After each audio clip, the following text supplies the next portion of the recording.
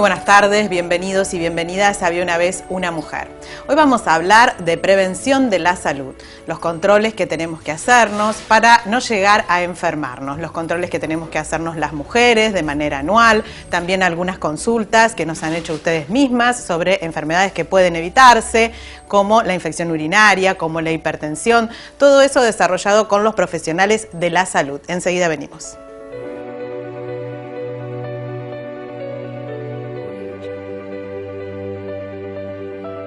Bueno, y para hablar de prevención de la salud, vamos a hablar de cuáles son los controles que tenemos que hacernos anualmente las mujeres, y para eso está con nosotros el doctor Clever Mascotti, que es médico tocoginecólogo. ¿Cómo le va? Gracias por estar aquí. ¿Cómo andas? Bienvenido a Había una vez una mujer. Muchas gracias. Bueno, ¿qué controles nos tenemos que hacer las mujeres todos los años? Bueno, básicamente, además de, en la consulta, además del control básico de tomar la presión y conocer los antecedentes de cada paciente, habría que hacer una vez por año el control de Papa Nicolau, que es un estudio citológico para prevenir el cáncer del cuello uterino, una enfermedad bastante frecuente en gente joven sobre todo, producida por un virus que es de transmisión sexual, y el control mamográfico, que se basa principalmente en el examen físico, el examen mamario que hace el médico, la autoevaluación mamaria que tiene que hacer la paciente en su casa y el estudio complementario, que en este caso sería la mamografía, que también habría que hacer una vez por año. Principalmente habría que empezar a los 35 años con la primera mamografía de base, y después controles anuales a partir de los 40 años.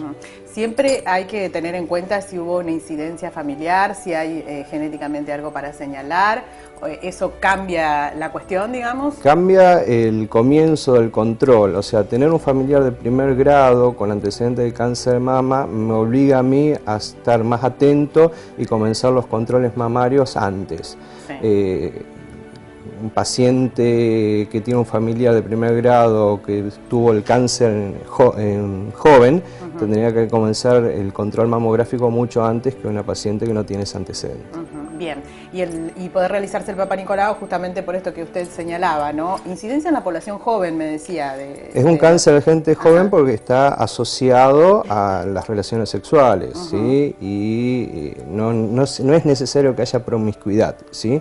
En la actualidad, la cantidad de parejas sexuales que tienen los jóvenes, ¿sí? Es un número importante, y ahí está el kit de la cuestión para que el HPV sea de fácil contagio. Claro, más allá del uso correcto del preservativo y demás, hay que tomar esta medida. Es que el preservativo sirve más para otras enfermedades como sífilis, hepatitis B, HIV, y no tanto para el HPV. Hay un riesgo de contagio por más que se use el preservativo, ¿sí? Lo que habría que hacer es tener una pareja estable. Claro, bueno, está bien. Más allá de esto, bueno, tenemos las vacunas, ¿no es cierto?, también, que a lo mejor tienen un costo bastante elevado en el mercado. Decimos, bueno, sí está la vacunación para las niñas de 11 años. En el Programa Nacional de Vacunación, está en forma gratuita la vacunación contra el HPV, contra los virus que producen el cáncer, ¿sí? A partir de los 11 años, que consiste en la colocación de 3 dosis que sirven para toda la vida hasta ahora en todos los estudios que se han hecho. Toda la otra población, ¿sí? Sobre todo las mujeres menores de 45 años, tendrían que vacunarse también, pero tiene un costo elevado en el mercado la vacuna, y pocas obras sociales la cubren. Claro, ahí está el problema también, ¿no es cierto? Pero bueno, realizándose, suponemos, los controles anuales, esto más o menos nos permite evitar este tipo de situaciones, ¿no? Con 3 Papa Nicolau seguidos en años sucesivos se puede detectar hasta el 99% de las patologías cervicales, y hay algunos estudios complementarios como la colposcopía, que en casos de duda se podría realizar, ¿sí? Y otros estudios más sofisticados para detectar el ADN del virus, que es un test donde de hibridación y se lo hace en laboratorio. ¿Por qué los controles son una vez por año? Se podrían extender un poquito más, sobre todo el Papa Nicolau. Con 3 Papa Nicolau negativos seguidos se podría hacer el Papa Nicolau cada 2 o 3 años, ¿sí? Y si pudiéramos hacer el test de hibridación para HPV, nos daría la tranquilidad de durante 6 años estar tranquilos y repetirlo cada 6 años. Pero volvemos al problema de los costos de esos Y estudios. lo que es mamo y eco, mamografía, digamos, también es importante una vez por año. Mamografía una vez por año, exactamente. Tiene muchísima importancia para detectar, sobre todo en mujeres mayores de 40 años, lesiones preclínicas para la detección precoz del cáncer de mama. Cuando aparecen quistes de agua, ese tipo de cuestiones hay que empezar a vigilar. Sí, los quistes simples, mamarios, se ven sobre todo en ecografía y no serían lesiones malignas, sino serían lesiones benignas que a lo sumo alguna punción en caso de duda, pero nada más que eso. Las lesiones que nos preocupan son las microcalcificaciones o los nódulos sólidos, ¿sí? Claro. Sobre todo. Bien. Bueno, hacerse los controles entonces. Todos los años sí puede ser. Muchísimas gracias por No, haber venido, doctor por favor, Mascotti, muchas muy gracias. amable. Enseguida venimos.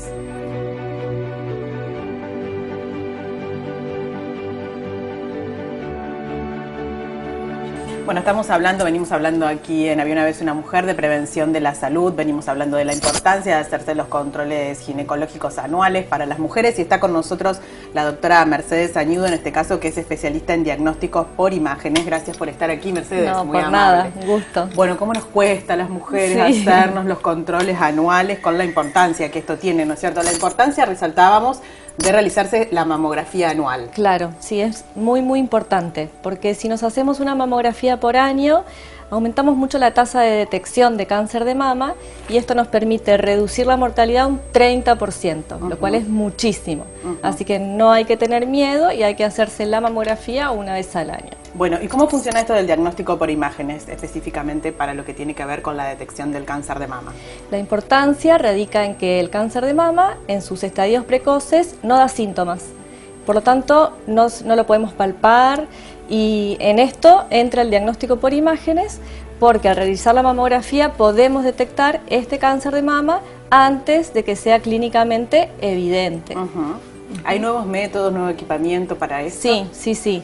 ¿De Dentro qué de será? lo que es mamografía, existe la mamografía digital directa, que es la última tecnología en detección de cáncer de mama. Es mucho mejor a la mamografía digital común que teníamos antes. ¿Por qué? Porque es mejor. Porque ¿Qué es lo tiene, que podemos ver como mejor, más beneficios, digamos? Claro, tiene una imagen mucho más nítida, más clara y no hay pasos intermedios en el proceso de la imagen. Además, este mamógrafo digital directo tiene una opción para realizar un estudio que se llama tomosíntesis, que es una mamografía 3D. Entonces, en vez de tener una sola imagen de la mama, tenemos muchas. En vez de unas 50, por ejemplo. Esto permite ver a la mama no como una imagen plana, sino en tridimensión y así reducir nódulos ocultos en la mamografía plana 2D común. Aumenta mucho más la tasa de detección de cáncer de mama. ¿Y siempre es necesario acompañar con una ecografía? No siempre, en casos puntuales. Por ejemplo, en mujeres jóvenes, menores de 40 años, sí. Y en aquellas mayores de 40 años depende el tipo de mama en la mamografía. Bien, viste que por ahí nosotros decimos, bueno, nos cuesta a las mujeres ir porque está ese tema del aplastamiento, de toda esa cuestión. Bueno, ¿cómo se resuelve esto con estas nuevas tecnologías? Bueno, ¿Es un poco más benévolo con nosotros? Sí, un poquito. La técnica de realización es la misma. Hay que aplastar, pero un poquito menos, es verdad. Bien. ¿Qué pasa? Ustedes diagnostican para el ginecólogo. Eso es la función, digamos, del diagnóstico por imágenes. Claro. Dentro del informe mamográfico, uno le indica al ginecólogo la sugerencia. Si sugerimos un control anual, porque la mamografía es normal, o bien semestral, porque hay algo que nos llama la atención y queremos controlar. También existe la posibilidad de sugerir otros estudios, como ecografía o mamografías especiales, o la realización de una punción biopsia. ¿Eso se hace en consultorio también? En consultorio de ecografía es algo sencillo y ambulatorio, así que tampoco hay que tener miedo. Bueno, a no tener miedo de nada y establecer una fecha, ir y hacerse los controles. Por supuesto. Bueno, Mercedes, muchas gracias por haber venido, muy amable. Enseguida venimos con este tema.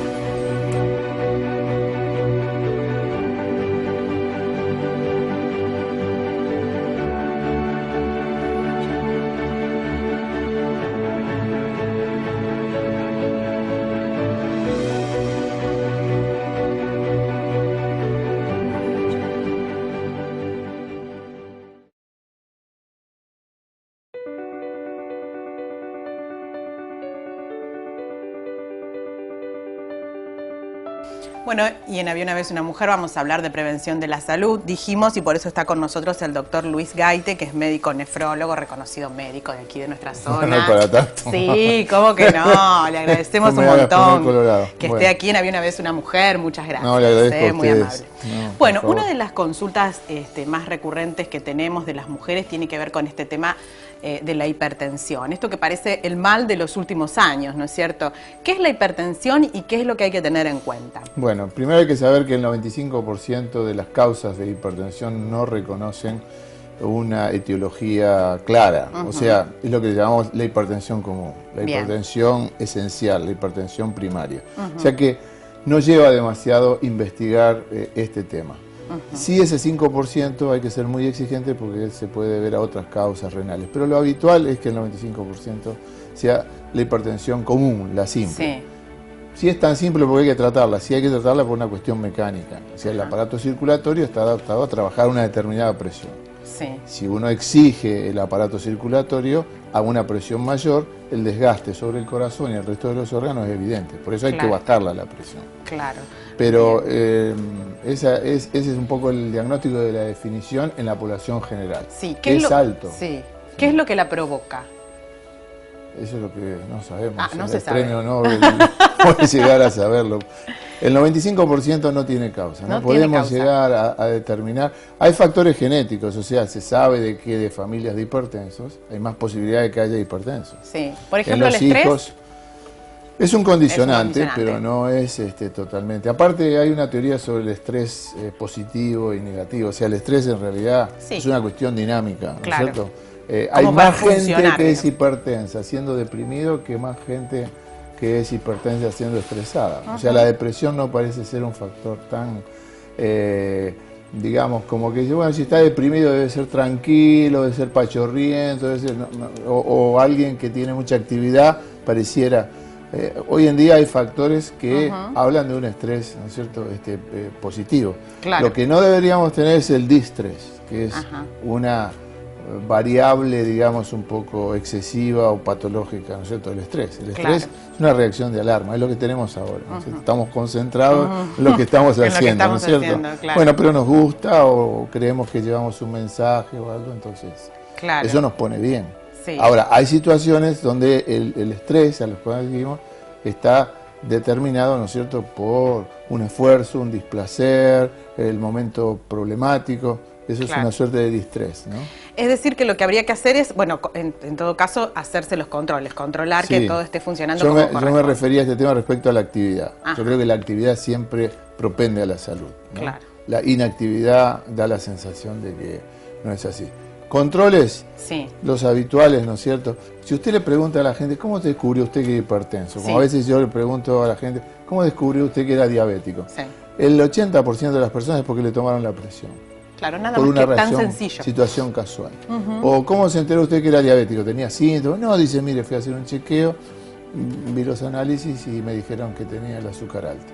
O sea, todas estas campañas generales de tomarse la presión o incluso en la familia tener algún equipo que son muy confiables, estos equipos Sí. electrónicos, que uno puede hacer un autochequeo, son muy buenos, sin Claro. obsesionarse, ¿no es cierto? No, Pero son, son muy pero buenos, es son bueno saberlo detectables. en el sentido de que, como dice usted, Sí. a veces no presenta síntomas. Cifras, Entonces, y cifras también, ¿no es cierto? Yo creo que en quien esté arriba, como le llamamos 130 o de 13 de sistólica de máxima, y por arriba de 850, de 85 de diastólica de mínima, tenía que estar atento. hay que estar atento a Sí. qué es lo que está Sí, pasando. estamos hablando de adultos, ¿no? Ujú, sí, sí.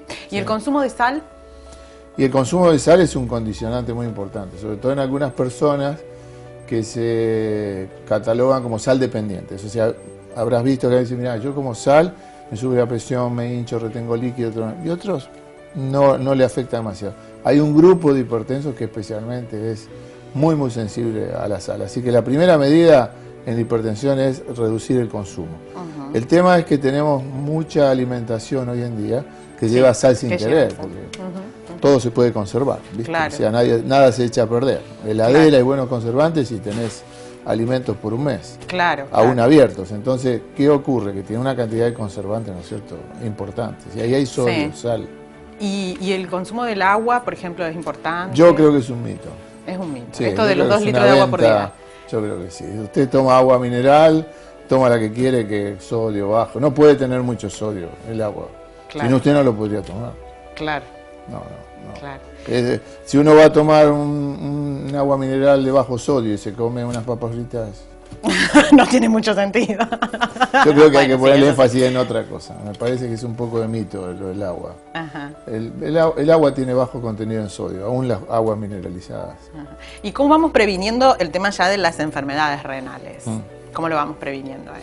Bueno, la mejor prevención un poco es lo que te digo de estos suerte, como vi que estaban hablando de otro flagelo, ¿no es cierto?, que es el cáncer de mama y la mamografía. Esto, la parte clínica, lo más importante es hacer chequeos de los 3 variables de la epidemia de estos siglos, que es control de la presión arterial, control de la glucosa en sangre y control del colesterol en sangre. Claro. Y la balanza. Sí. Es decir, Ocuparse yo de creo que controlar, esos cuatro sencillos parámetros son los que nos pueden alertar si estamos desarrollando una diabetes, si nos estamos volviendo hipertensos, si nos estamos yendo del peso correcto. Sí. Lo que pasa es que también la forma de vida, me parece, que estamos llevando tiene que ver con que sea difícil. Uno va al médico, el médico le dice, bueno, coma sano, haga gimnasia, y por ahí la forma en que llevamos la vida no se condice con eso, o es difícil llevar a cabo estas acciones, ¿no? En materia de prevención. Sí, yo tengo también una suerte de pensamiento sobre el estilo de alimentación que hemos tenido, ¿no es cierto? Claro. Y bueno, que la chatarra, que esto, que lo otro.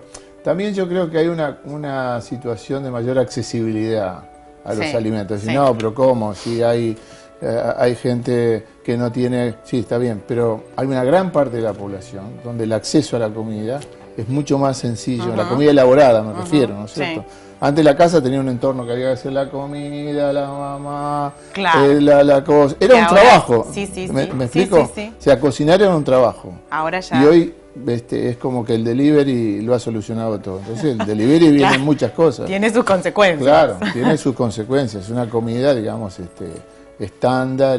Claro. Así que a mí me parece que ese es un factor muy importante. Seguro. Y lo otro, el baja horas de descanso. Claro. Pocas horas Eso de del sueño. 8 no existe más. Claro. O sea que uno debería dormir 8 horas, trabajar 8 horas y descansar 8 horas, no existe. No existe. Se duerme menos, se trabaja más y se descansa. Y así estamos. Claro, ¿No? claro. Bueno, y otra de las consultas que tenemos muy habitual tiene que ver con esto de la incontinencia urinaria o la infección urinaria, ¿no es cierto? Que empiezan a padecer las mujeres, sobre todo las mujeres adultas, Sí, digamos, ¿no? Primero te quiero decir que una condición no está sujeta a la otra. Ajá. La mayoría de las consultas en mujeres jóvenes y no tan jóvenes es la infección urinaria. Claro. Primero, el mensaje importante. La infección urinaria en la persona adulta que a los 18, 19 años ya ha completado la maduración renal, Sí. como de todos los órganos, no conduce a la insuficiencia renal. O sea, Ajá. nadie va a ir a diálisis exclusivamente por haber hecho infecciones urinarias. Sí. ¿Estamos?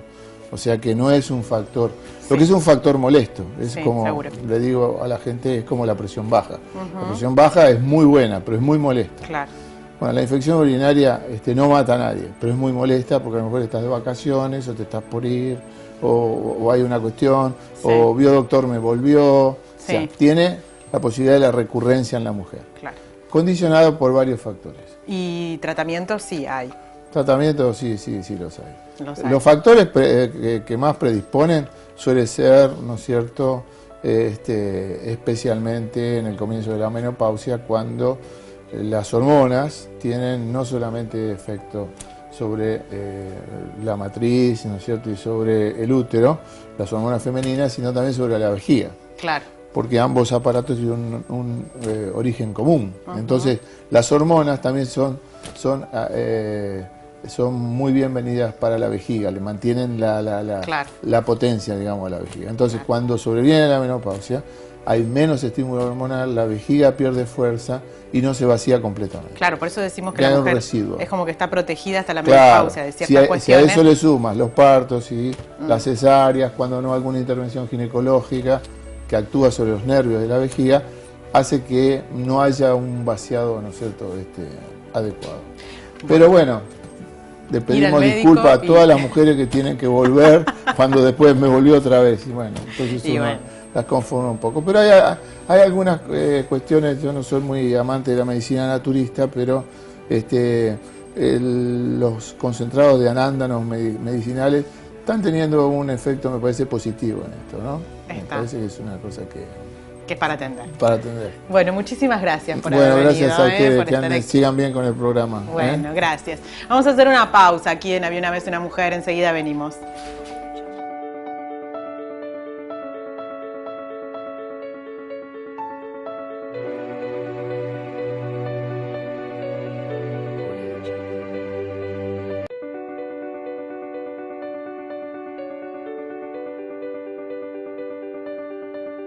Bueno, como siempre aquí en Había una vez una mujer está con nosotros Cristina, que nos va a recomendar algo para leer. ¿Cómo estás, Cris? Buenas tardes. Bien, buenas tardes, Gaby. Bueno, como ya estamos en pleno diciembre, vamos pensando en lectura para vacaciones, que no necesariamente, porque sea para vacaciones, tiene que ser así liviana o de poco compromiso. Para esta vez, viste que generalmente yo te digo que prefiero la lectura en el idioma original, porque a veces las traducciones no son tan felices, pero bueno, esta vez me jugué por una escritora inglesa, Rosamund Pilcher, que realmente cuando uno la descubre, no la puede dejar. El libro que vamos a comentar hoy es Añoranzas, no es demasiado largo. En general, todos los libros de Rosamund Pilcher están ambientados, porque ella vive entre Londres y Escocia, o sea, generalmente son pequeños pueblos de pescadores o en las zonas altas de Escocia, en páramos. Realmente, si uno ha visto algunas películas inglesas del tiempo, Lo que queda del día, Esta tierra es mía, ese tipo de películas, uno tiene la imagen de ese paisaje. Sí.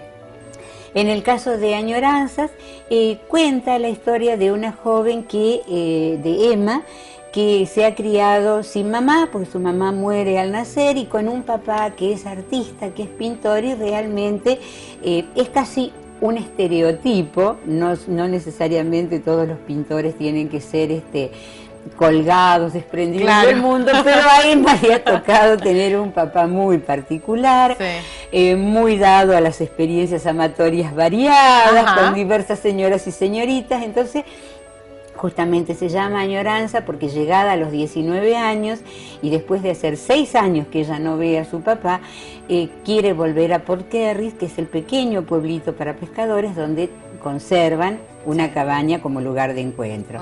A partir de ahí hay una consabida historia de amor, como corresponde, con final feliz, como corresponde, como nos gusta, como cuando uno era chico e iba y quería decir, quiero ver una de amor con muchos besos. Claro. Bueno, esta no tiene muchos besos, pero sí tiene un particular proceso. Y por ejemplo, Rosamund Pilcher tiene otros libros muy interesantes, como por ejemplo Carrusel, como Nieve en primavera. Hay otros libros tan bonitos, Después de la tormenta, es decir, todos tienen una temática así, y los personajes en general son muy cálidos, muy definidos, no hay sentimientos encontrados, no hay sentimientos furiosos, no hay pasión, pero sí hay una amable sensualidad delicada, realmente es atrapante. Recordarás cuando habíamos hablado de Hijos y Amantes, de David Lawrence, que decíamos que era literatura inglesa de alto nivel, donde las pasiones estaban pintadas con rasgos bien definidos. Bueno, no es el caso de Rosamund Pilcher, pero altamente recomendable, les aseguro, y lo firmo, la empiezan a leer y van a ir a la biblioteca de su barrio o a la librería donde frecuentan a buscar más de ella. Sí, absolutamente. Así que, Gaby, te lo recomiendo. Bárbaro. Seguro buenísimo. Me vas a llamar y me vas a decir, Cris, tenías razón. Buenísimo. Y más Bueno. ahora es cierto que vienen las vacaciones y está lindo para llevarse un Sí, lindo libro, sí, leer. sí, mira, tranqui. es muy interesante, incluso buscando, ya que tenemos ahora la posibilidad en internet, buscando en internet, si uno no quiere arriesgarse o qué sé yo, hay pequeñas síntesis de la mayoría de los libros. Te digo que el primero de los libros de Rosamund Pilcher salió en 1960 y pico y ha tenido reediciones. Sí. Y además, por el canal Europa, en la frecuencia Europa, algunas, Septiembre, por ejemplo, que es una de sus novelas, y algunas otras han sido llevadas al cine también. Ajá. Así o sea que es eso, buena oportunidad también. muy claro, buena para oportunidad. ver. O sea, por ahí, googleándola o en el videoclub, todavía algunas copias puede haber, en algunos videoclubs grandes, así que doble recomendación. festín. Sí, doble festín. La peli, la novela. Buenísimo, gracias Cris, como siempre. A vos, Gaby. Bueno, estamos en el final, así que les voy a decir cuáles son nuestras vías de comunicación. Había una vez una mujer, nuestro Face, nuestro teléfono 156-315-054 o nuestro mail habiaunavezunamujer@gmail.com. Recuerde que si quieren ver los programas anteriores que no han podido ver, pueden hacerlo a través de nuestro Facebook o a través de YouTube poniendo Había una vez una mujer. Muchísimas gracias, como siempre, nos reencontramos el próximo sábado.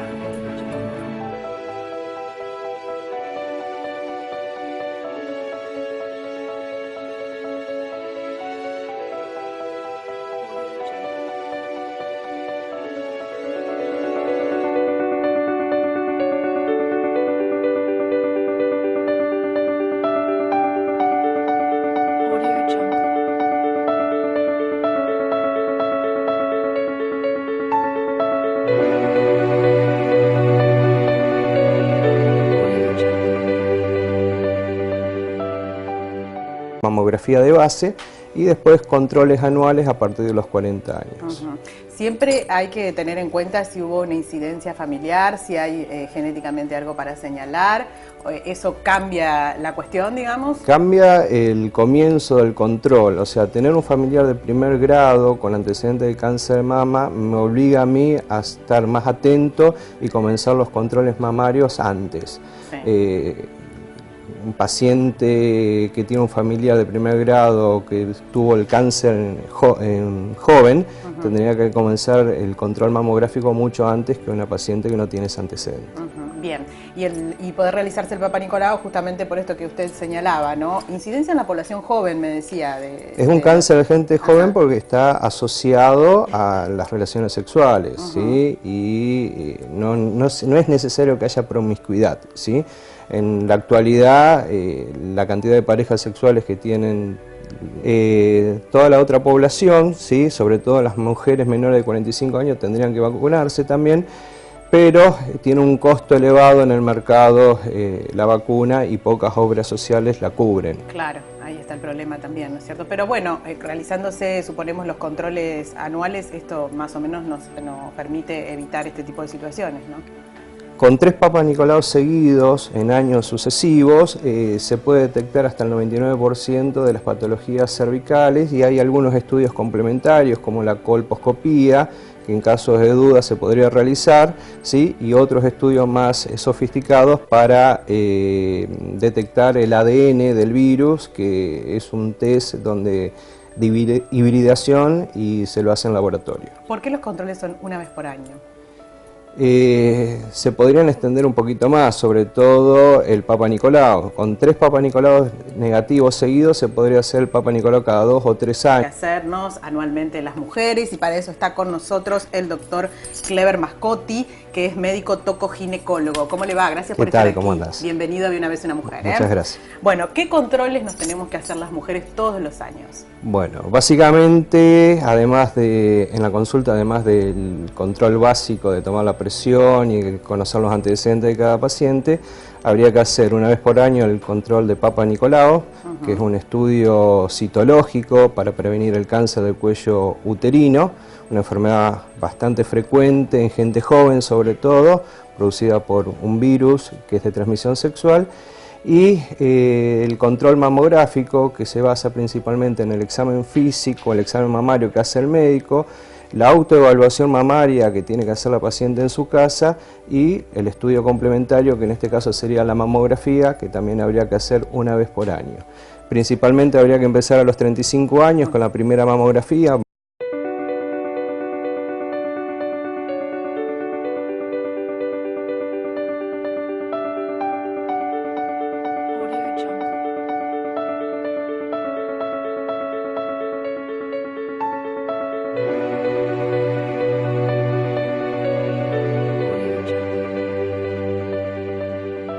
Muy buenas tardes, bienvenidos y bienvenidas a Había una vez una mujer.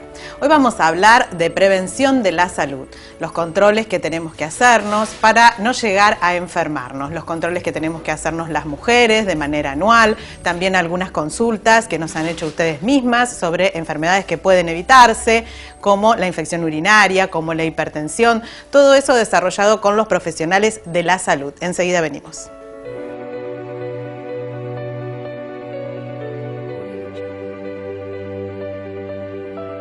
Bueno, y para hablar de prevención de la salud, vamos a hablar de cuáles son los controles que tenemos que... Los jóvenes, ¿sí? Es un número importante y ahí está el kit de la cuestión para que el HPV sea de fácil contagio. Claro, más allá del uso correcto del preservativo y demás, hay que tomar esta medida. Es que el preservativo sirve más para otras enfermedades como sífilis, hepatitis B, HIV y no tanto para el HPV. Hay un riesgo de contagio por más que se use el preservativo, ¿sí? Lo que habría que hacer es tener una pareja estable. Claro, bueno, está bien. Más allá de esto, bueno, tenemos las vacunas, ¿no es cierto?, también, que a lo mejor tienen un costo bastante elevado en el mercado. Decimos, bueno, sí está la vacunación para las niñas de 11 años. Se está en el Programa Nacional de Vacunación, está en forma gratuita la vacunación contra el HPV, contra los virus que producen el cáncer, ¿sí? A partir de los 11 años, que consiste en la colocación de 3 dosis que sirven para toda la vida hasta ahora en todos los estudios que se han hecho.